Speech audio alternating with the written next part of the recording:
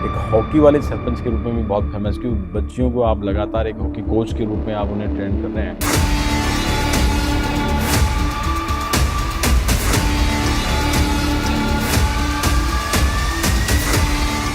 But एक सरपंच होने के बाद आपके पास एक पावर आ जाती है कि आपका फैसला आप जब बोलोगे तो लोग आपको अच्छे से सुनेंगे।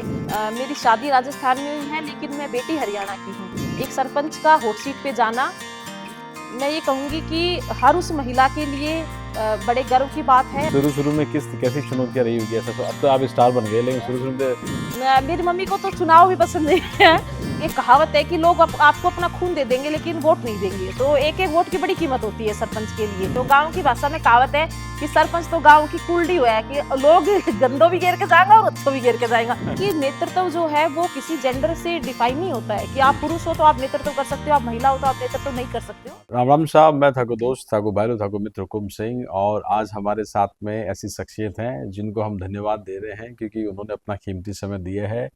नीरू यादव जी, जो एक सरपंच के रूप में साथ साथ में राजस्थान की वो महिला है जिन्होंने देश भर में अपनी ग्राम पंचायत लांबाहीर पंचायत का नाम रोशन किया है, और केबीसी में आने के बाद में एक बड़े सुपरस्टार बन चुके हैं। बहुत बहुत धन्यवाद, आपने समय दिया वो सरपंच जी। जी बिल्कुल, आपको भी बहुत बहुत नमस्कार और आपका बहुत बहुत धन्यवाद।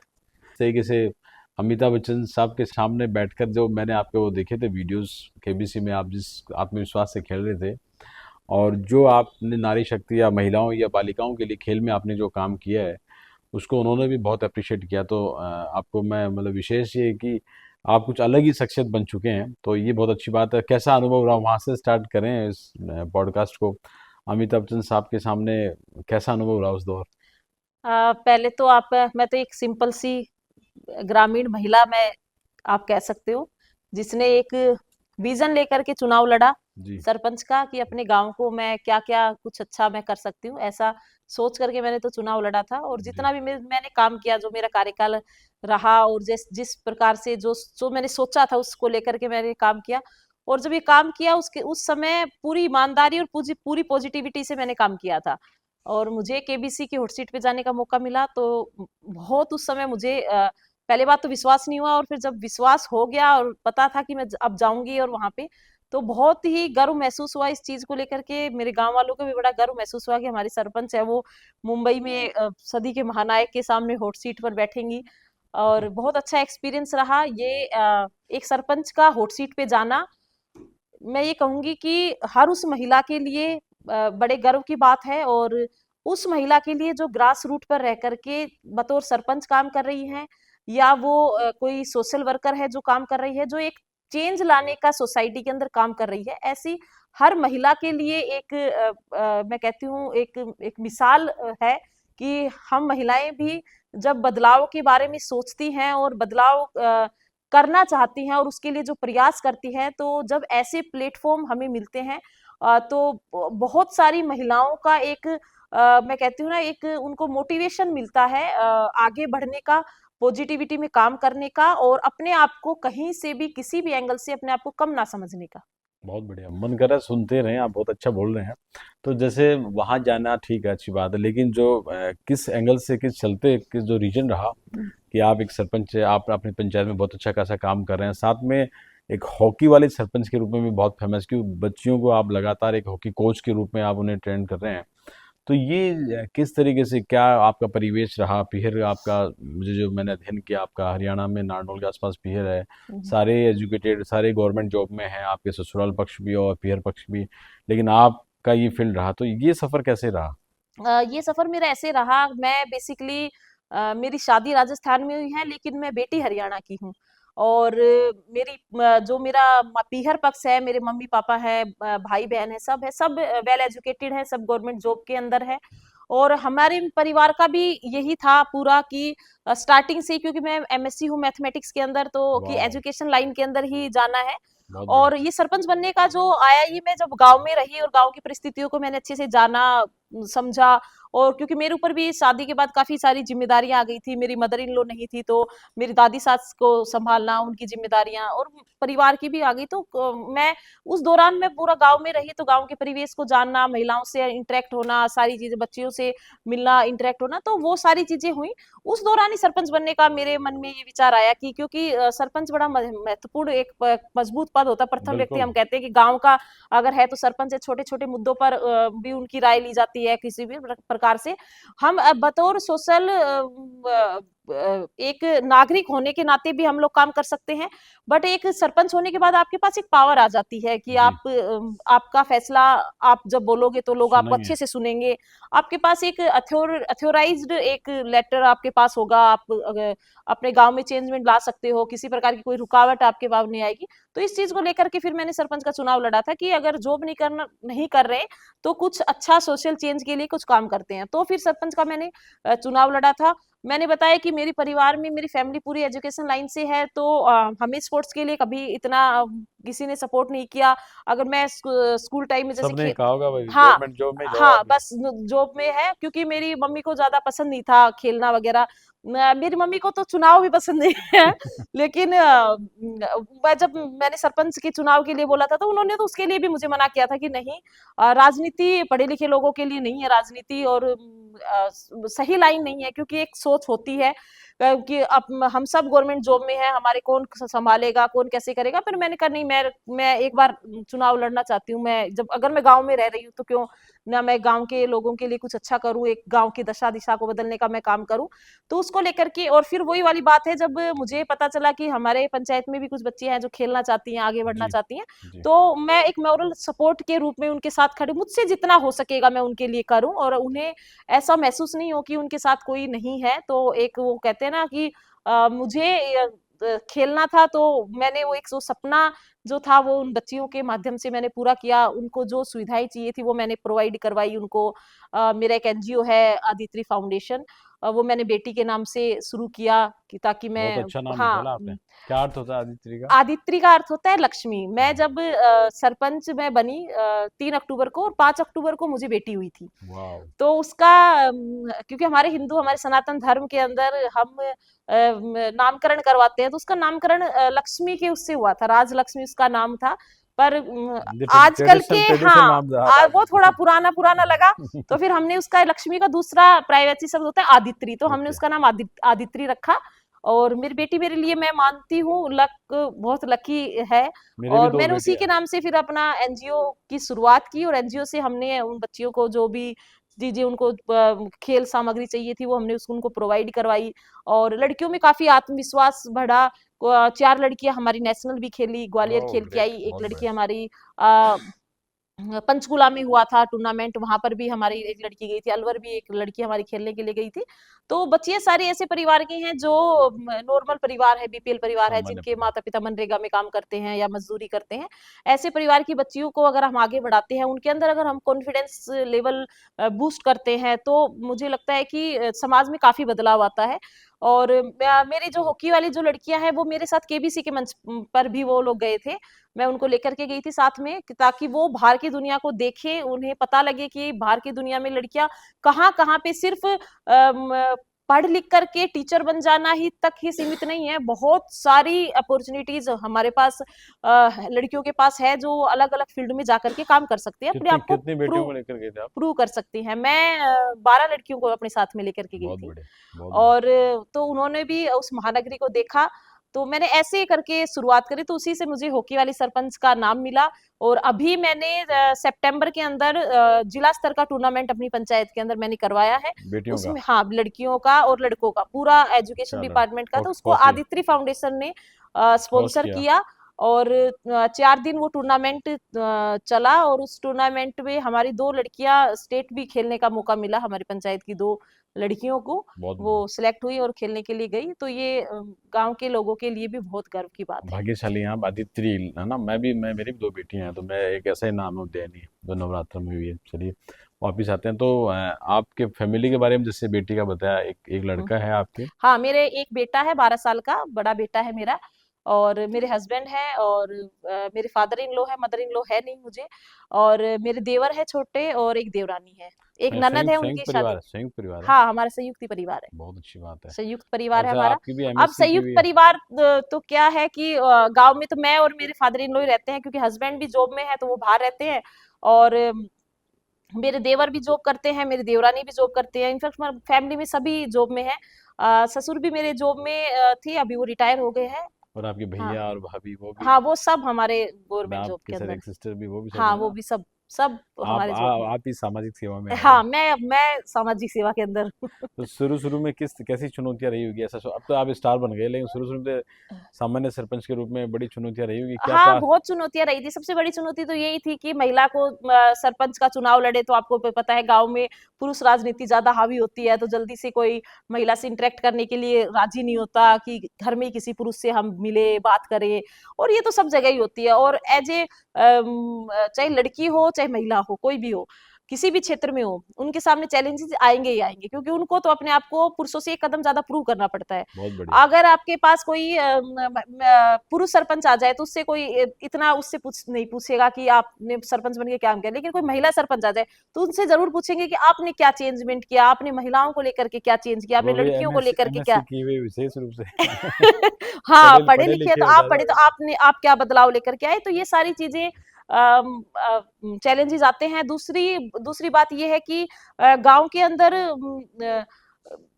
परिवार में भी देखो महत्वाकांक्षा होती है, क्योंकि होती है। सरपंच का जो चुनाव होता है वो होता है एक पूरे परिवार का उसमें सहयोग होता है उस चुनाव के अंदर। और अगर परिवार में कोई आपके साथ नहीं है तो या फिर नहीं है, तो एक नैरेटिव सेट कर दिया जाता है कि अरे ये क्या चुनाव जीतेंगे, इनके तो परिवार वाले इसके साथ में नहीं है। ऐसी मतलब स्थितियों से पार पाते हुए। ये ग्रास रूट की राजनीति में ये चीजें होती होती हैं। हम्म। हम ये नहीं कह सकते क्योंकि पंच जितना टफ सरपंच का होता है, उससे भी ज्यादा टफ चुनाव जो होता है वो पंच का होता है।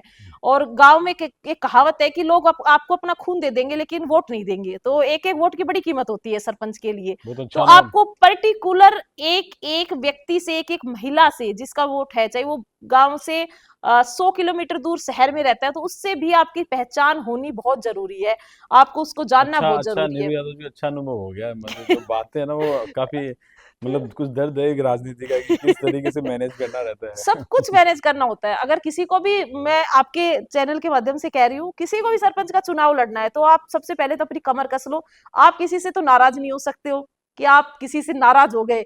आप किसी के भी घर जाओगे, आपको किसी ने चाय ऑफर की, पानी ऑफर किया, तो आप मना ही नहीं कर सकते, चाहे आपकी 10 चाय हो गई हो। अगर आपने चाय भी नहीं पीना, तो आदमी सर, कहेगा तू पानी दोबारा पानी आना। पानी खेल का भी हो तो हाँ, पीना तो पड़ेगा। दोबारा आना वोट मांगने के लिए, ठीक है। तो मतलब लोग छोटी छोटी बातों को भी पकड़ लेते हैं कि हमारे वो कार्यक्रम हुआ था, अच्छा तो तू उस कार्यक्रम में नहीं आई थी, या तुम शादी उस में कार्यक्रम में नहीं आए थे। बर्थडे। मतलब ऐसी ऐसी बातें आपके वोट को इफेक्ट करेंगी।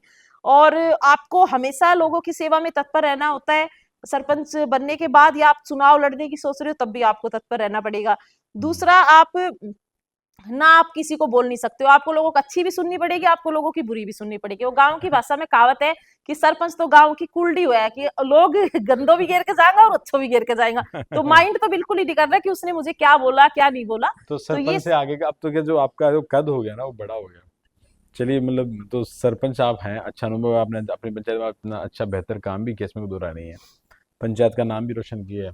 लेकिन जैसे एक विजन भी तो सेट किया होगा, अगर अवसर मिले तब आगे बढ़ना, और विचारधारा भी, कोई पार्टी से भी आप संबंध रखते होंगे। हाँ, बिल्कुल। देखिए, मैंने इतना अच्छा काम किया है ग्रास रूट के ऊपर, लोगों के की मैंने खूब मदद की है, या मेरे बतौर सरपंच जो जो मेरे पास पावर्स थी उसको उस हिसाब से मैंने बहुत सारा काम किया है। परिवार की जिम्मेदारियां भी हैं, बच्चों की भी जिम्मेदारियां हैं मेरे पास में।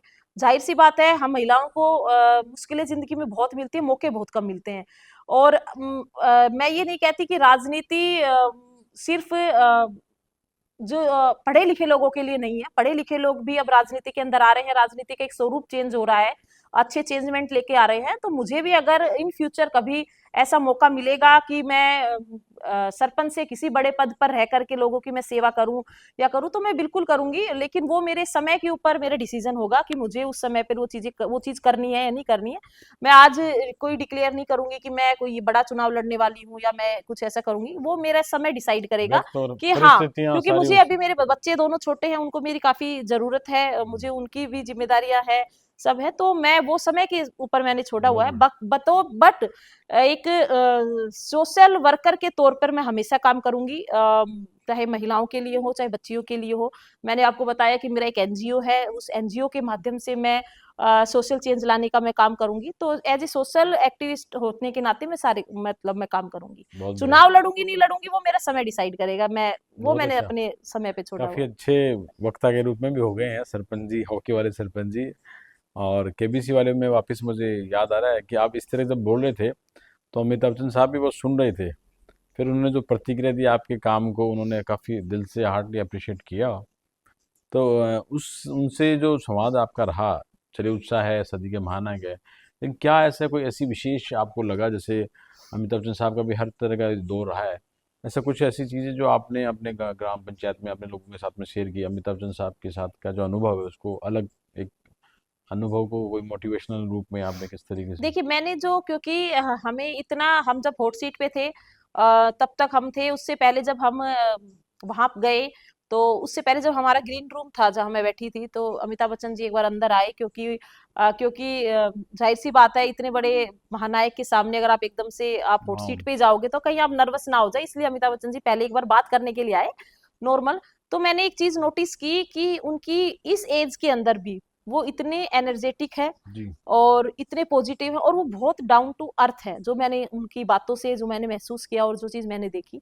तो अमिताभ बच्चन जी से तो सीखने का हमें यही मिलता है कि उनके उनकी खुद की लाइफ के अंदर भी ऐसे ऐसे फेजेस आए थे जी। कि मतलब वो एक टाइम पे वो बैंकरप्ट हो गए थे, हाँ। मतलब ऐसे एनपीए बुरा वक्त उनके अंदर आया था और फिर भी वो उस बुरे वक्त को झेलते हुए दोबारा सब कुछ रिकवर करके उठ जाना और आगे बढ़ना, उनसे ये चीज सीखने को बहुत ज्यादा मतलब मैं चाहती हूँ हर इंसान को सीखनी चाहिए। क्योंकि हम अपनी लाइफ के अंदर क्या होता है कि कई बार हमारे सामने ऐसी ऐसी मुसीबतें आ जाती हैं, ऐसा जी। समय आ जाता है कि हम इतना टूट जाते हैं, इतना अपने आप उन हमारी हमारी कहते हैं ना नेगेटिविटी हमको इतना घेर लेती है कि हम कभी वापसी नहीं कर पाते। जी। तो मैं ये कहती हूँ कि हमें ईश्वर ने जिंदगी दी है, जीवन दिया है, तो इस जीवन से अनमोल हमारे पास कुछ कुछ भी नहीं नहीं है। है, बहुत बढ़िया। कुछ भी नहीं है। और इस जीवन को हमें व्यर्थ नहीं जाने देना चाहिए, मेरा ये कहना है सभी से। चैलेंजेस हर किसी के सामने आते हैं, मुसीबतें जो है वो हर किसी के सामने आती हैं। मुद्दा ये नहीं है कि हमारे सामने कैसी मुश्किल आई है, मुद्दा ये है कि हम उस मुश्किल से किस प्रकार से लड़े हैं और किस प्रकार से हम वापस उठ करके आगे बढ़े हैं, बहुत ये बढ़िया। बहुत जरूरी बहुत बढ़िया। एक बार अंतिम सवाल में यही हमारे व्यूअर्स को आप क्या संदेश देना चाहें, मतलब एक मोटिवेशनल, हालांकि बहुत बातें आपने बता दी है। मैं तो सिर्फ आपके व्यूअर्स हैं उनको यही संदेश देना चाहूंगी कि एक तो जिस प्रकार की आज हमारे सामने जिस प्रकार का माहौल है, जिस प्रकार की सोसाइटी है, कहते हैं कि युवा जो है वो बुरी आदतों की तरफ बढ़ रहे हैं, कोई नशे की आदत में बढ़ रहा है, कोई और कोई क्राइम की तरफ जा रहा है। तो सभी को मेरा यही संदेश है कि हमें लाइफ में आगे बढ़ने का अगर मौका मिल रहा है, चाहे बेटियां हो चाहे बेटे हो या महिलाएं हो पुरुष हो कोई भी हो, तो कोई भी काम आप करो उसको पूरी पॉजिटिविटी के साथ करो, एक अच्छी नीयत के साथ करो। और हमेशा आप जो कर्म कर रहे हो उस कर्म का को आप पूरी शिद्दत के साथ भी करो, अगर आपके कर्म अच्छे हैं तो जाहिर सी बात है भगवान आपको फल भी उसका अच्छा ही देगा। बहुत बढ़िया। एक चीज़ और रह गई थी मुझे, आप यूएन की भी यात्रा कर कर आए थे, जी। तो वो एनजीओ के बैनर थ्रू, मतलब किस तरीके से सफर रहा था यूएन वाला?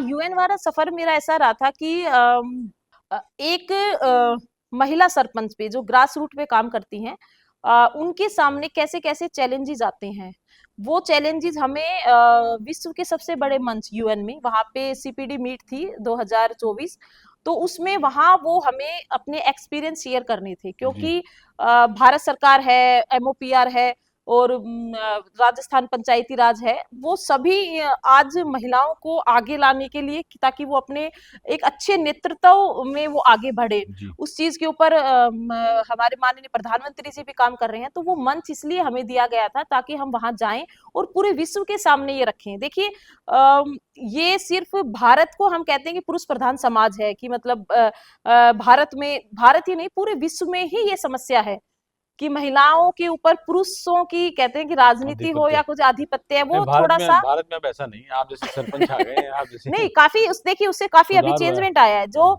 इतनी वर्कशॉप्स चलती हैं, मतलब मिनिस्ट्री ऑफ पंचायती राज करवा रहा है, भारत सरकार करवा रही है, राजस्थान सरकार करवा रही है, वो इसीलिए करवा रही है कि महिलाओं को नेतृत्व करने का मौका मिले। माननीय प्रधानमंत्री नरेंद्र मोदी जी ने नारी शक्ति बंधन अधिनियम वो लेकर के आए हैं ताकि महिलाएं नेतृत्व के अंदर आए। वो अपने अपने पूरे समाज को या उनकी महिलाओं की आवाज बने, वो संसद में बैठे वो मुद्दे उठाए। तो हमें किसी ना किसी को तो आगे लाना होगा जो हमारे मुद्दों पर बात कर सके, खुल करके बात कर सके, क्योंकि हमने उन चीजों को सहा है, हमने उन चीजों को झेला, हमें पता है हमारे सामने क्या क्या चीजें आती हैं। तो कोई हमारा ऐसा हो जो बंदा हो जो आगे आगे जाकर के बात कर सके। तो इस अधिनियम को लाने का यही है कि महिलाएं भी अपने नेतृत्व को बताएं। और मेरा मानना ये है कि नेतृत्व जो है वो किसी जेंडर से डिफाइन नहीं होता है कि आप जी पुरुष हो तो आप नेतृत्व कर सकते हो, आप महिला हो तो आप नेतृत्व नहीं कर सकते हो। आप योग्यता पर नेतृत्व एक गुण होता है जो पुरुष में भी हो सकता है, महिला में भी हो सकता है, जेंडर उसमें कोई मैटर नहीं करता है। तो बहुत इस चीज को हमें खत्म करना है। और बिल्कुल आप जैसी नारी जब आगे आएंगी तो ये ख़त्म भी होगा और ख़त्म हो भी रहा है। और जिस तरीके से जो आपका कम्युनिकेशन स्टैंडर्ड है और मुझे लगा है कि वाकई बहुत अद्भुत है, क्योंकि हमने खेलते हुए देखा है सरपंच के रूप में और आपकी ग्राम पंचायत में काम करते हुए देखा है, केबीसी में आपको जाते हुए देखा है, अमिताभ बच्चन के सामने बोलते हुए देखा है और आज साक्षात देवी के रूप में बातें सुने हुए तो अच्छा लगा। तो वाकई बहुत अच्छे उज्जवल भविष्य की बहुत बहुत शुभकामनाएं। आपने समय दिया उसके लिए बहुत बहुत धन्यवाद। ठीक है जी, थैंक यू धन्यवाद। Thank you.